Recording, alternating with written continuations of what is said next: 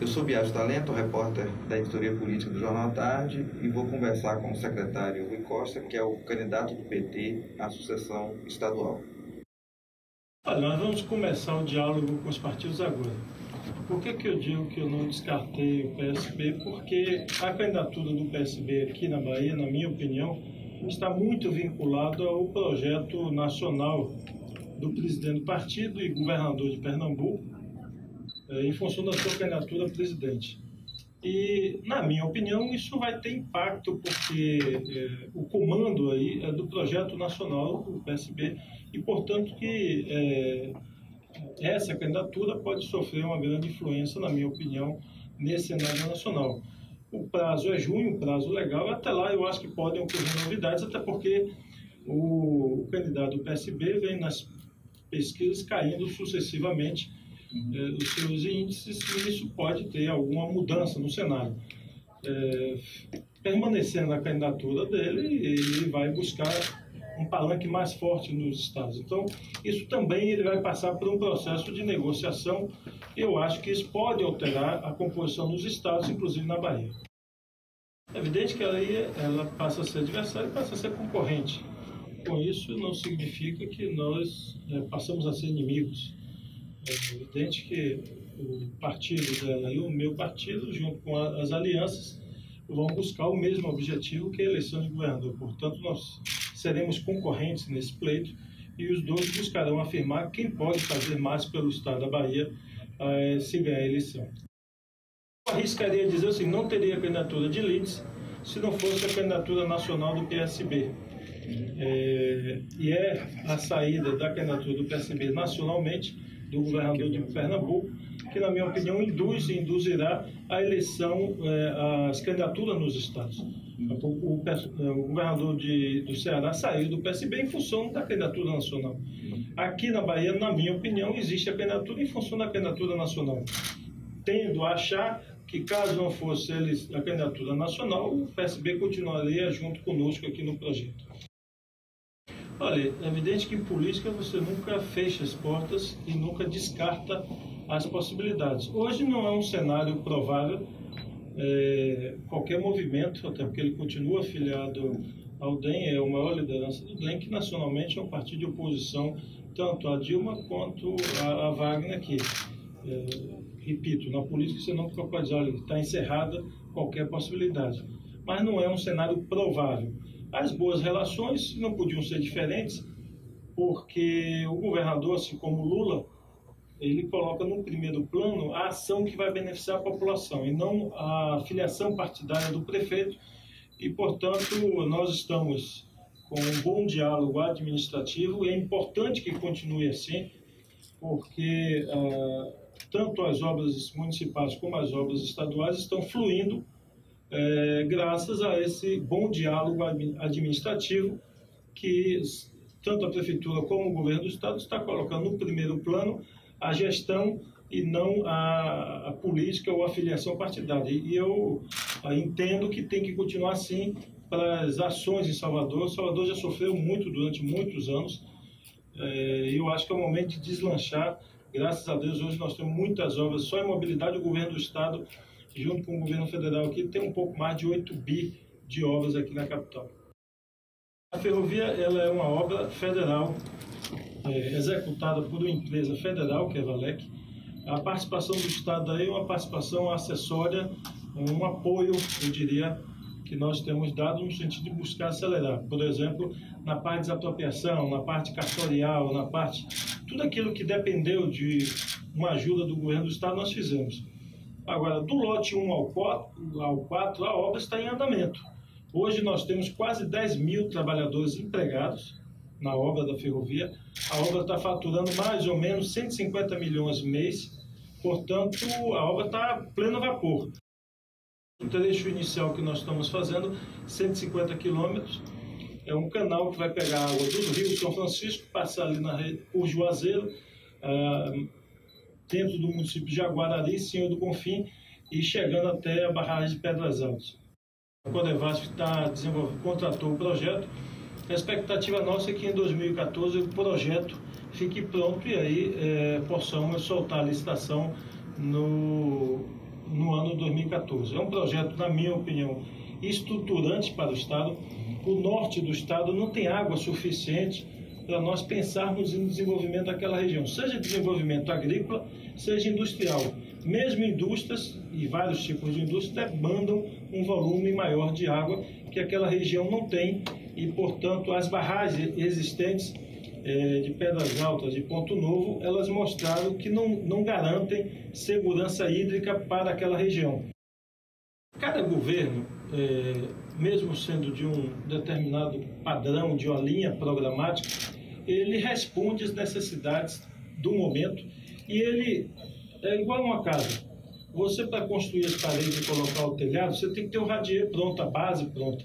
Então, eu diria, assim foi no governo Lula, que a base foi feita, os pilares fundamentais foram plantados, e em cima dessa base, a presidenta Dilma está erguendo a casa.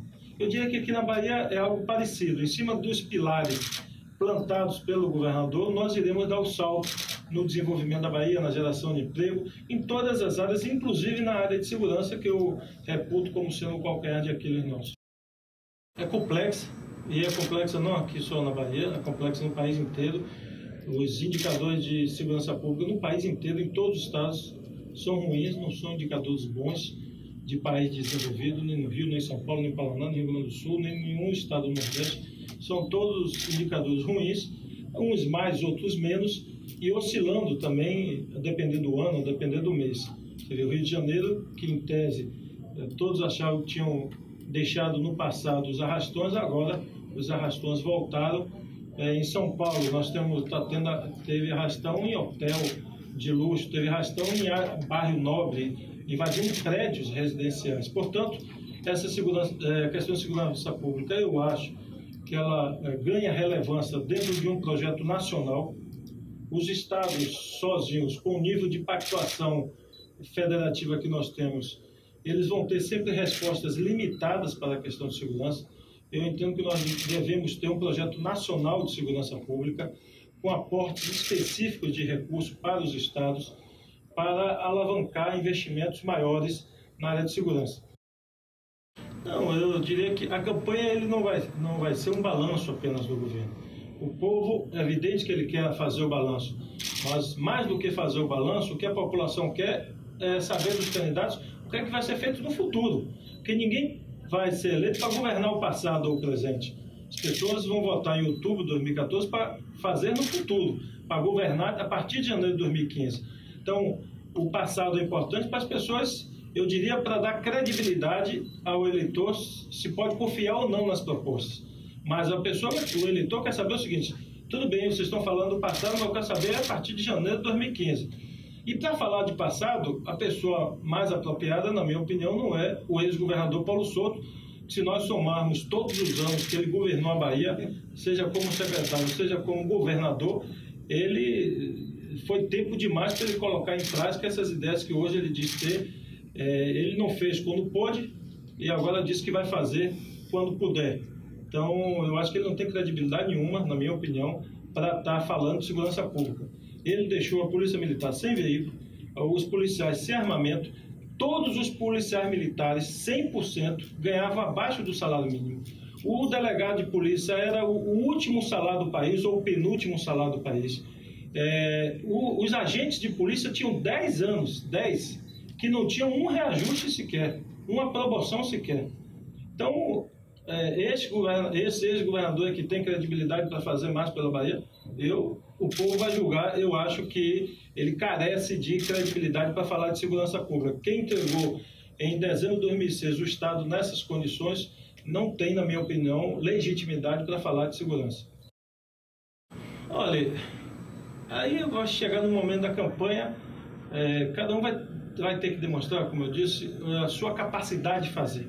O que é que fez, qual é a sua experiência, quando teve a possibilidade de ocupar o cargo público, quais são os benefícios que trouxe para o Estado da Bahia. Por exemplo, ele hoje é vice-presidente da Caixa. Então é importante até que ele faça um balanço desse tempo da vice-presidência da Caixa, o que foi que ele trouxe para a Bahia como vice-presidente, qual foi a ajuda que ele deu ao povo da Bahia nesse período, para que se no período que ele foi ministro, se todas as obras que ele fez aqui pela Codevasf e pelo Ministério, ele concluiu, ou se ele deixou obras paralisadas. Então, é isso que o povo vai julgar o discurso e vai julgar a prática. Então, por isso que o passado e o presente é importante, só para dar credibilidade ao que você fala que vai fazer no futuro. Se você fez, você tem condições de fazer. Se você não fez, eu tenho certeza que o povo vai ficar desconfiado. Se ele não fez tantos anos que ele pôde, é agora que ele vai fazer? Que vai eleger um próximo governador, a consistência das propostas e a confiança que a população tenha nessas propostas que foram apresentadas. Então, se o povo acreditar, se o povo confiar no que for dito, aí o povo dá um voto de confiança e elege o governador. Se ele não acreditar, ele não vota. O balanço é importante só para dar credibilidade a você, se o povo de fato pode acreditar no que você está dizendo. Olha, eu tenho conversado com todos os partidos, feito reuniões, vamos intensificar isso agora. Eu já fiz praticamente uma rodada com quase todos os partidos. Vamos intensificar isso junto com o governador, com a direção do partido, com o presidente Everaldo, que foi eleito agora do PT. Eu acho que nós temos que ter calma. Eu tenho segurança da base de governo, nós vamos manter unida, mas é preciso, na minha opinião, ter calma, conversar muito.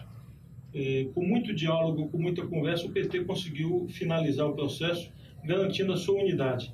Eu acho que se nós tivermos calma junto aos partidos da base, também o resultado vai ser de unidade do conjunto da base, o que torna muito mais forte a chapa.